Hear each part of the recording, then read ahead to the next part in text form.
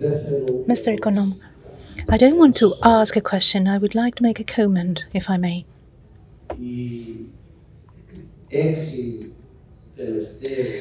The last 6 presentations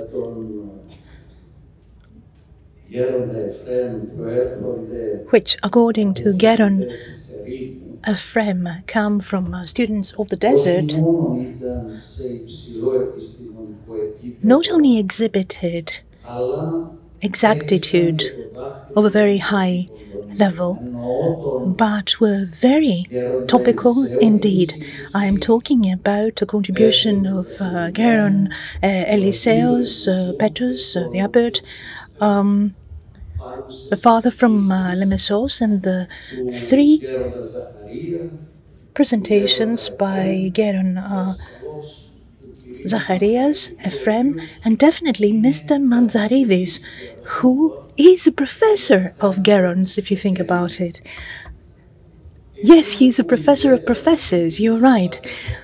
Father Zacharias, what really and particularly moved me is the fact that the topic you elaborated on was reminiscent of the 70s for me. For 2 years back then, we discussed with the Geron and we asked very challenging questions because I always wanted to stir the waters. And today,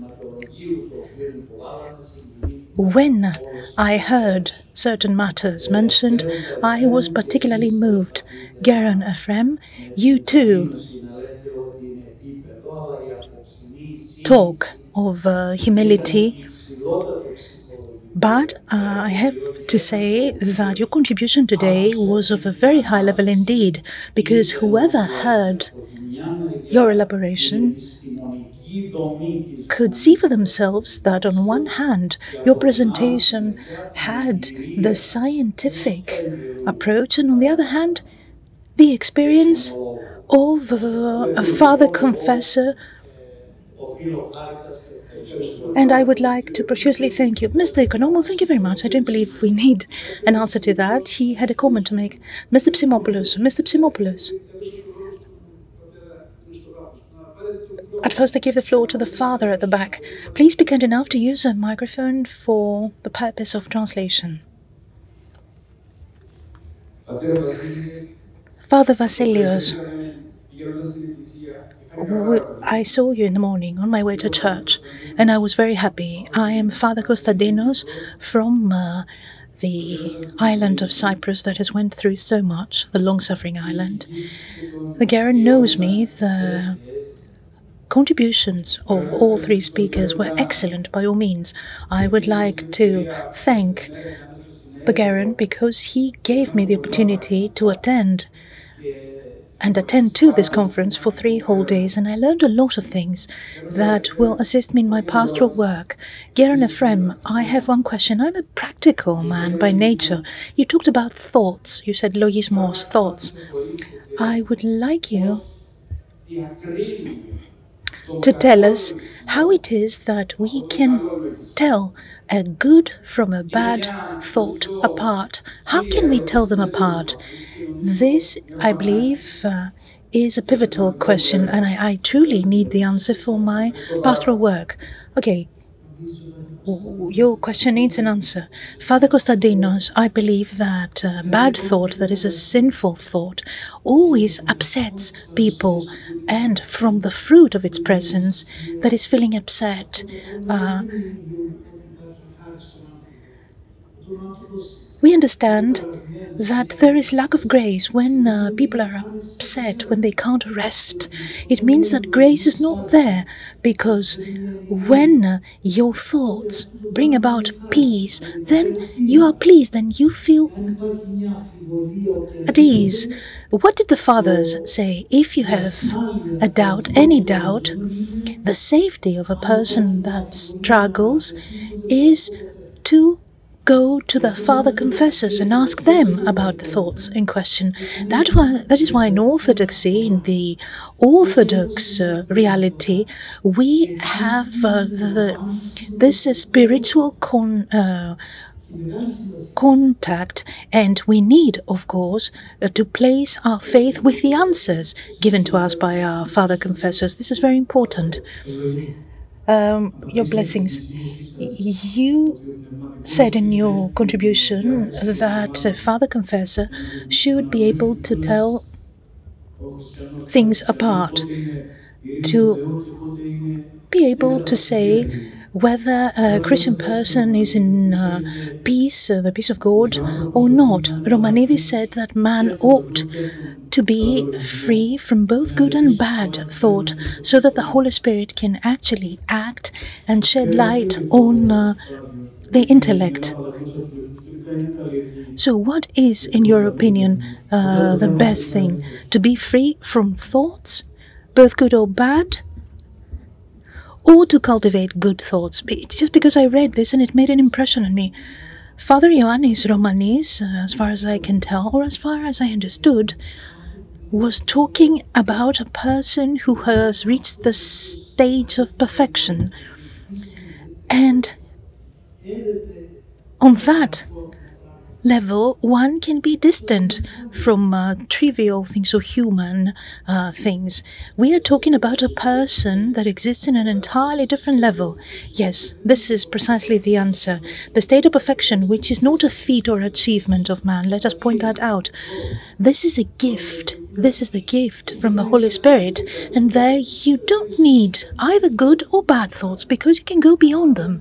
Indeed, but we needn't turn all these things into an ideology. Our professor, Mr. Mantzaridis, used to say that when certain things are relevant and we treat them as divine laws, for example, we reach fundamentalism. What is absolute is only the triune God. So we need to be careful, because sometimes we read things, we elevate them to another level, and this is not a good thing.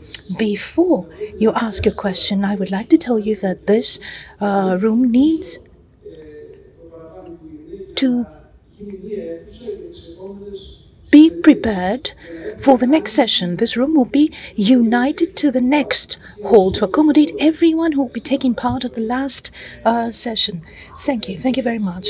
And I would like to thank all three of you for your deeply spiritual contributions. A question to Geron Efraim. Do you believe, Geron, that artificial intelligence is a natural human need?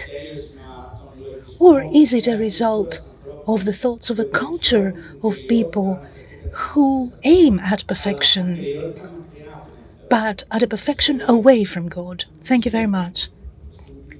Konstantinos, I think that one of the reasons why I proposed the organization of this conference was related to the fact that I was sent certain articles about artificial intelligence, and I couldn't help but laugh reading it. Artificial intelligence serves modern Western civilization that has undergone a major fallacy, has been deceived. Some people say that it is wrong, but I would say, theologically speaking, it has been treading a wrong way. So, based on that, how can these people lead the rest of the world? That is why yesterday we spoke to His Eminence from Australia, and we said that the Church needs to wake up, to be awakened, to think about it seriously, and we need to set up a group of orthodox scientists capable of actually influencing what is fed into these machines of artificial intelligence.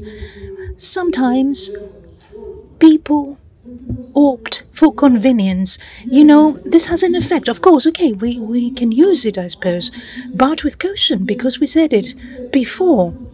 Man was made by God, and definitely needs to learn to be in communion with the uncreated.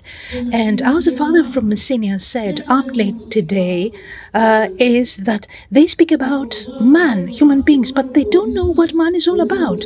And they degrade man, and without knowing it, they degrade themselves. This is a very difficult matter to approach. That's why I said to you personally that the conclusions of this conference reaching the end auspiciously need to be proliferated, need to be communicated to the whole world, even the non-Orthodox world, because we are sharing our concerns. We are some people who understand, and we need to spread the message all over the world for certain people and other people to use our thinking as food for thought, because as far as I hear, the Vatican has concerns about artificial intelligence. The Vatican can say something, as I say humbly, but it is only the Orthodox Church that can offer definitive and successful argumentation, because it is only the Orthodox Church that talks about the nous and the intellect.